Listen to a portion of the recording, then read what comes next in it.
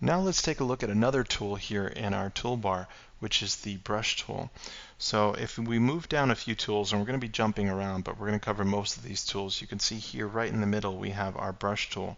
Now if you just hover over these tools, you're also going to see a text box show up which says the tool name and also the keyboard shortcut.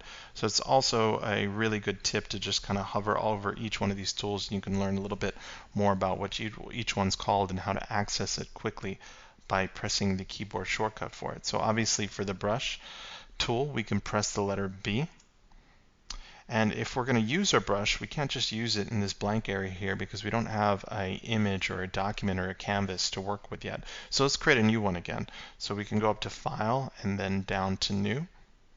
And it remembers our settings from last time, so I created a document that was 1000 by 1000 pixels, both in width and height, and 72 resolution. So that should be good for right now. We'll click OK.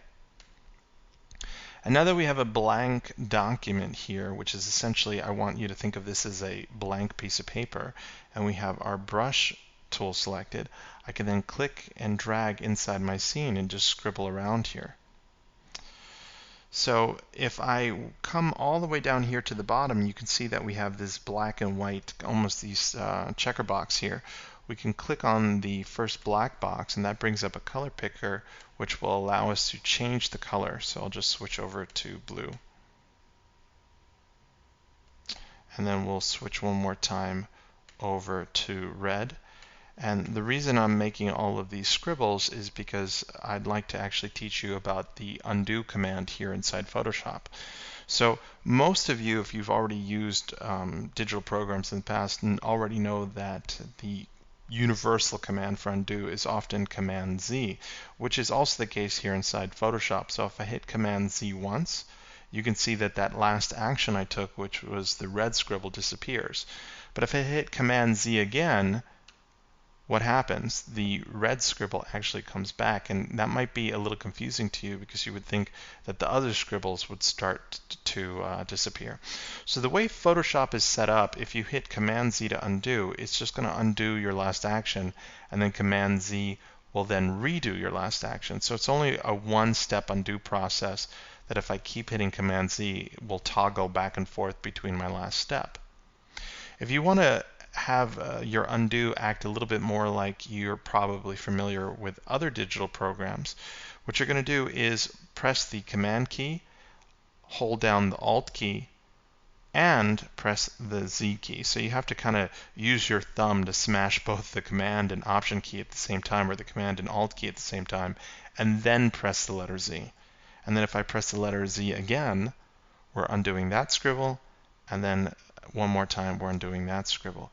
So take a moment to practice this because, like I said, it takes a little bit of dexterity in your hand to, with your thumb, both push the Command and Option key and then push the letter Z.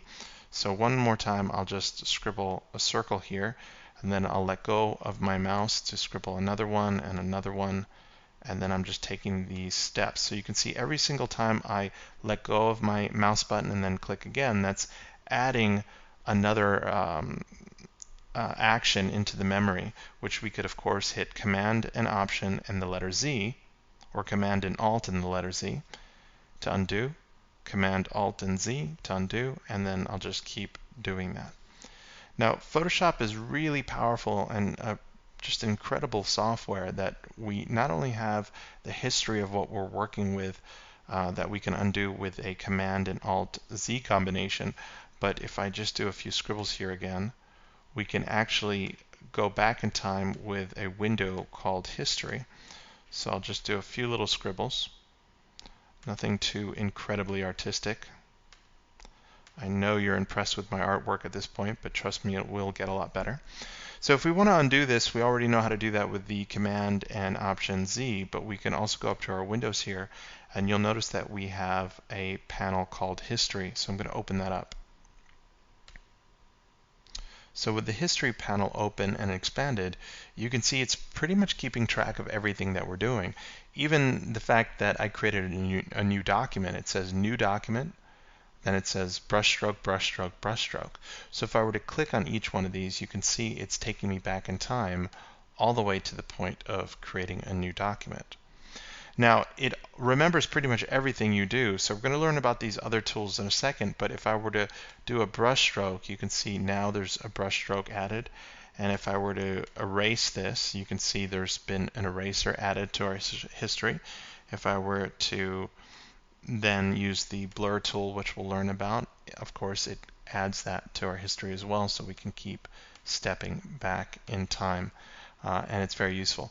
Now, I almost never use the history panel, which you probably won't either, because it's just so convenient to do the Command Option Z to undo.